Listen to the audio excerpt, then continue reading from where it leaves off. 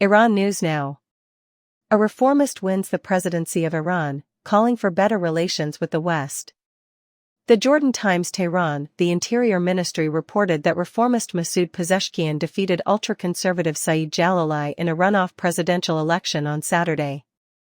The Gaza war, a dispute with the West over Iran's nuclear program, and domestic unrest over Iran's sanctions hit economy heightened regional tensions before the election.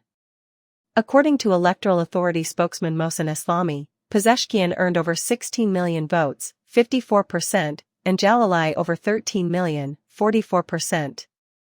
Eslami reported 49.8% turnout, up from a record low of 40% in the first round.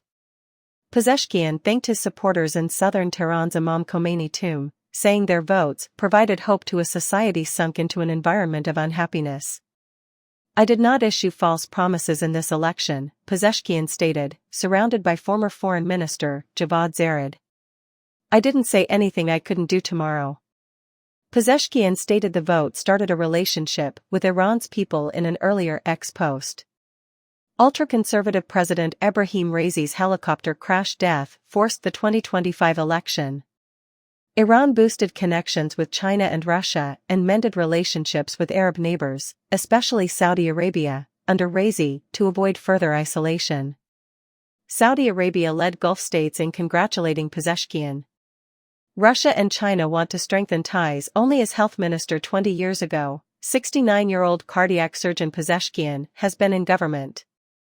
He wants productive contacts with the West to bring Iran out of its isolation. He wants to revive the 2015 Iran World Nuclear Accord.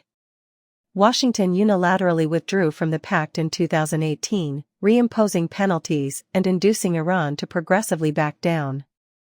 Tehran claims the accord limited nuclear activity for peaceful purposes. Monday, Iran's opponent the U.S. stated it didn't matter who won, Pezeshkian or Jalali.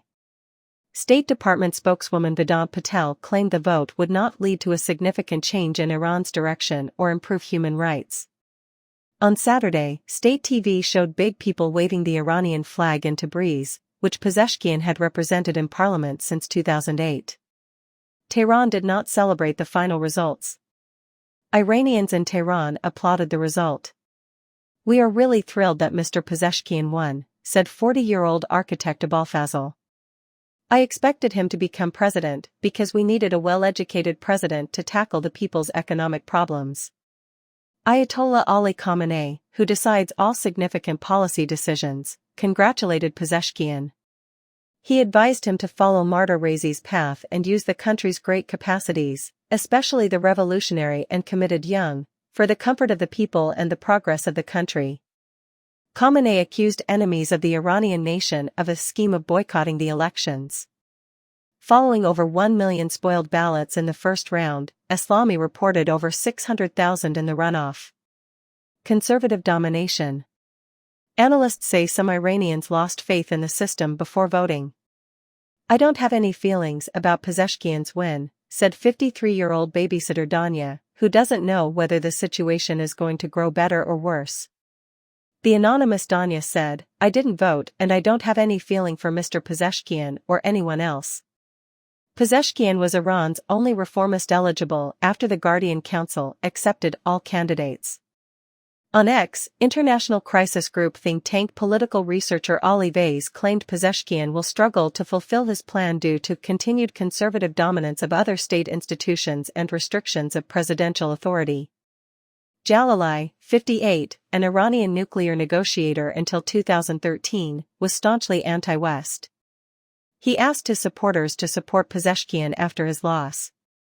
Hassan Rouhani, a moderate until Raisi's 2021 triumph, congratulated Pezeshkian. Rouhani said voters indicated they desire a serious transformation in the state of governance in the country. They voted for constructive connection with the world and for nuclear deal resurrection, he said. Pezeshkian promised to lift internet restrictions and totally oppose police patrols upholding the required hijab for women, a high-profile issue following Mahsa Amini's 2022 police custody death.